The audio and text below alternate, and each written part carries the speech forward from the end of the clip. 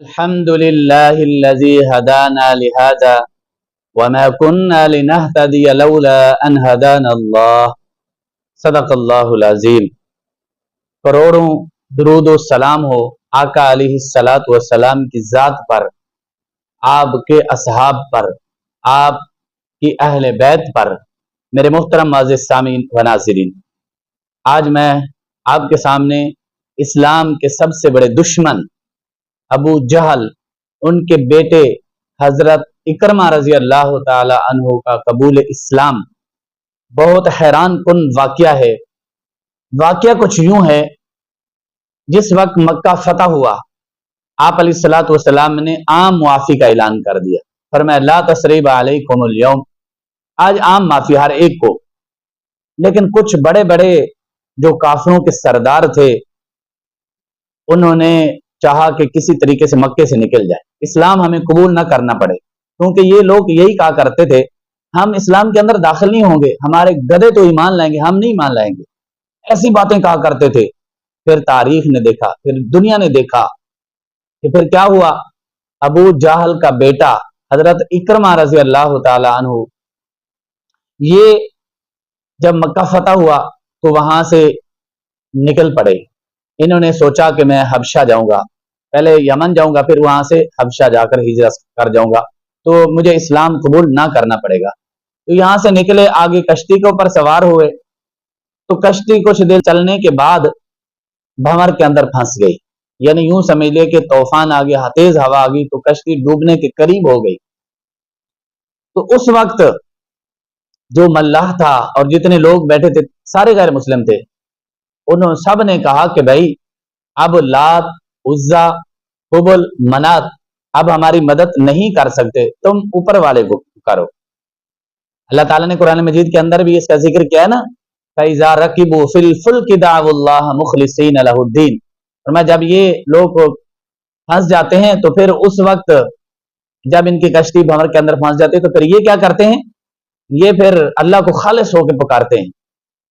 تو حضرت اکرمہ فرماتے میرے دل میں چوٹ لگی، یہی بات تو رسول اللہ صلی اللہ علیہ وسلم بھی فرماتے ہیں کہ بھائی اللہ تبارک و تعالیٰ تمہاری مدد کرتے ہیں۔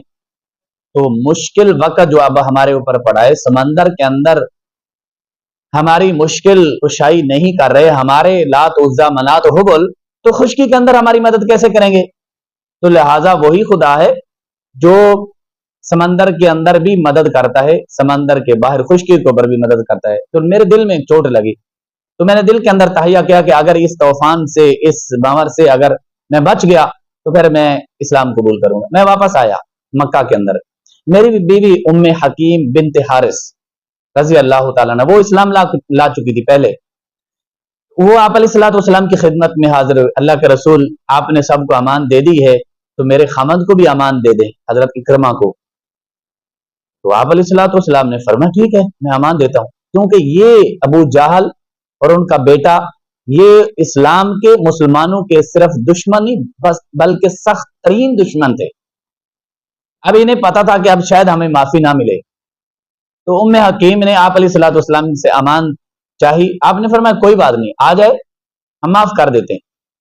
تو کہا کہ اللہ کے رسول وہ ایسے نہیں مانے گا، کیونکہ وہ بہت زیادہ مسلمانوں کو تکلیفیں پہنچا چکا ہے، غزوات کے اندر بہت سارے مسلمانوں کو شہید کر چکا ہے، رات دن مسلمانوں کے اوپر ظلم کرتا تھا، باپ کی طرح، جیسا اس کا باپ ابو جہل کرتا تھا، ان کا بیٹا بھی وہی کام کرتا تھا۔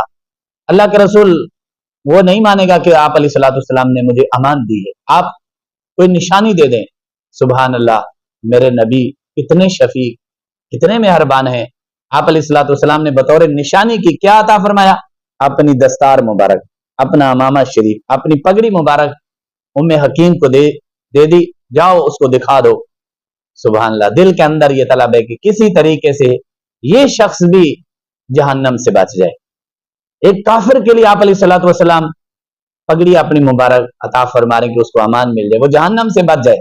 اس وقت کیا ہے، ام حکیم لے کر گئی تلاش کے اندر، وہ واپس آ چکا تھا، کشتی سے اترا اور ام حکیم جو تھی انہوں نے کہا کہ آ جائیں، میں نے آپ کی امان طلب کر لی، آپ علیہ الصلوۃ والسلام کے پاس آئیں، میں نے امان طلب کی ہے۔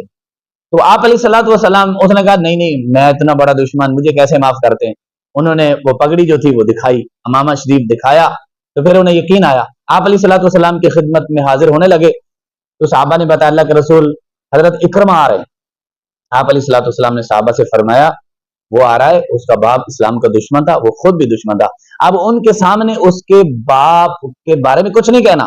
اللہ اکبر, اسلام کا دشمن کافر, اس کے بارے میں تاکہ اس کی دل آزاری نہ ہو. آپ علیہ الصلوۃ والسلام نے یہ بھی پسند نہیں کیا. آج ہم کتنی دل آزاری کرتے ہیں, ہماری لڑائیاں جھگڑے دیکھ ہم معاف نہیں کرتے, آپ کافر کو معاف کر رہے ہیں, آپ ان کی دل آزاری نہیں چاہ رہے کہ کسی طریقے سے ان کی دل آزاری ہو. ہم زندوں کو کیا مردوں کی بھی ان کی غیبت کرتے ہو, ان کے بیٹوں کو تکلیف پہنچاتے رہتے ہیں. تو میرے دوستو یہ کتنے مہربان شفیق میرے نبی علیہ الصلوۃ والسلام. پھر اس کے بعد آئے, اسلام کے اندر داخل ہو گئے. انہوں نے جنگ یمامہ کے اندر شرکت کی, پھر اس کے بعد جنگ یرموک کے اندر شرکت کی ہے, وہاں جا کر بہادرانہ طور پر لڑے ہیں اور کہنے لگے لوگوں آج میں ابو جہل کا بیٹا نہیں بلکہ میں آج اسلام کا سپاہی بن کر آیا ہوں, تمہارا میں مقابلہ کروں گا. اس جنگ کے اندر شدید زخمی ہوئے اور شہید ہو گئے.